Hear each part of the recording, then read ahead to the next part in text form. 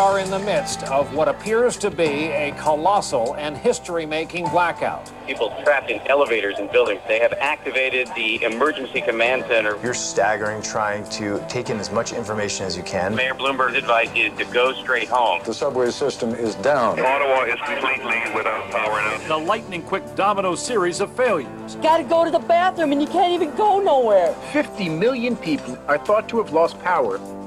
In 2003, a massive blackout struck major areas of the U.S. and Canada and was perceived as a wake-up call for the nation.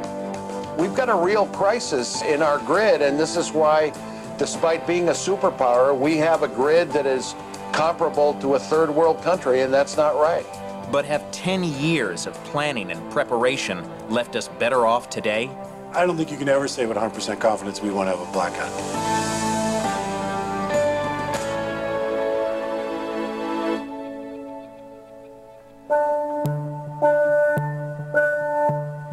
Electricity is really far more important than anyone realizes. We take it for granted, we flick the switch and it goes on, but it has to be in balance or the lights go out.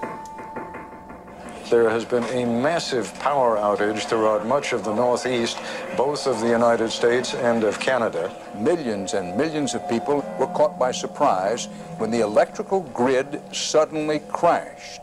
It shut down 100 power plants, from Ottawa down to Cleveland and as far east as New York. The most immediate concern was for thousands believed to be stranded underground in the dark in the New York subway system or in elevators in skyscrapers.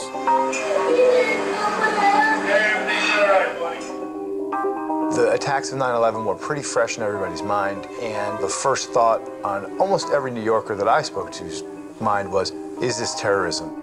The police are saying that the evacuation procedures are working, people are calm, and that they are getting out. A normal August afternoon had turned to crisis. Around 50 million people across the U.S. and Canada were left without power. All of Cleveland's water supply runs on electric pumps. My water commissioner said, the people in the Heights have water for 3 hours. I said, water? I thought the electric was out. He said, Mayor, how do you think the water gets from the lake to the people in the Heights? You can get along in the dark, you can get along in the heat, but water becomes a health and safety issue very quickly. While terrorism was soon ruled out, there was a frenzied search to unravel the mystery behind the source of the blackout. We don't know yet what went wrong, but we will.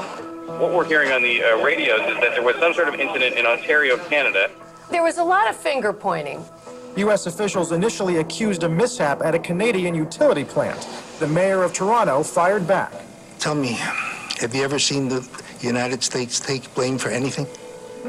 It took 29 hours for the power to be turned back on in most major cities, but the brief outage contributed to at least 11 deaths and caused an estimated $6 billion in economic losses. We were fortunate that the grid stayed up as it did and it didn't continue cascading any further. Engineers spent months unraveling the cause of the blackout and traced it not to New York or Canada, but to a downed power line in Ohio. The theory was it was a tree in suburban Cleveland. And we were like, what? The official report later found it was a series of human and operational failures that set the blackout in motion. A downed power line went unnoticed because the alarm system failed at the local power company, First Energy, and soon other lines were overloaded. When the line overheated, it sagged. And as it sagged, it hit a tree that shouldn't have been in the right-of-way corridor. Meanwhile, at the regional service operator, Midwest ISO, an employee had gone to lunch and forgot to turn back on the tool that monitored grid problems. As the grid in Ohio got less and less stable, with too much voltage over too few lines, power plants began to turn off. And eventually it cascaded around the Lake Erie Loop and all the way to New York. Investigators said today this nation's worst power blackout was mostly the fault of the First Energy Corporation of Akron, Ohio. First Energy was busy trying to grow, trying to absorb other companies. And the report found that they had let many basic things go. That included tree trimming under these power lines. Their computers hadn't been upgraded. There was more than that. First Energy declined to speak with us, but has publicly said it implemented new safeguards.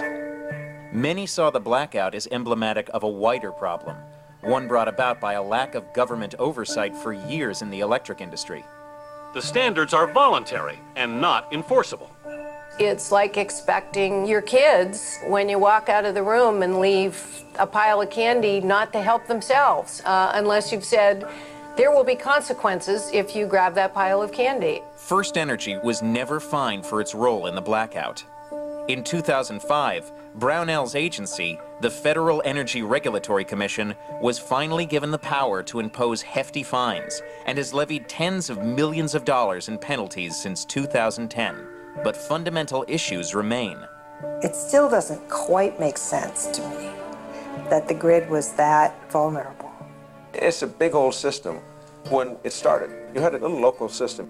You had an electric power provider, a plant, a spider web of wires around the plant to serve customers near the plant. Then you put together a national system where you connect all those spider webs. It's grown up over a long period of time, and there just isn't one center or one organization or one entity that's in control of the whole system. There have been improvements since the blackout, including those that allow power companies to better monitor usage. The goal is to use that information to redirect power across the nation's grid in real time to stop blackouts before they start. At some point, there may be a breakthrough where it becomes very efficient and effective to store energy, in that you'll be able to shift energy uses to different parts of the day as one grid, as one system. And I think that will dramatically change how this industry is operated. We have perhaps $1 trillion that needs to be invested in the electric grid to bring it up to the speed we want it to be to serve the needs of this country. We're really living on our great-grandparents willing to spend money on roads, on bridges, on electric transmission lines. We haven't done that in a long time, and we have to get real about that.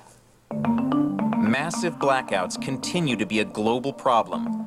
15 million people lost power in Europe in 2006, 60 million in Brazil and Paraguay in 2009, and more than 500 million in India in 2012. Such events have fueled the imagination of TV writers, who have added their own twist.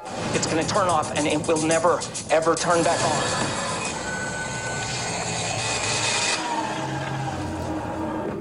This may be fiction, but former Senator Dorgan, who worked for years on congressional energy committees and recently wrote a novel speculating about a terrorist attack on the power grid, says the threat today is bigger than a few downed power lines. We know from lots of anecdotal examples that the terrorists that use cyber terror are very inventive. They know that if they could bring down an electric power grid system, that would cause really maximum damage. This is a big, big challenge for our country. The collective result of these kinds of attacks could be a cyber Pearl Harbor. This week, more than 200 private and public energy companies will stage a large-scale mock blackout. No lights will go out, but the drill will test how government and utility workers would react if the grid went down. If you bring down the electric power grid system in this country and it stays down for any length of time at all, it'll wreck the American economy. So we've got a lot at stake, and we better keep our eye on the ball.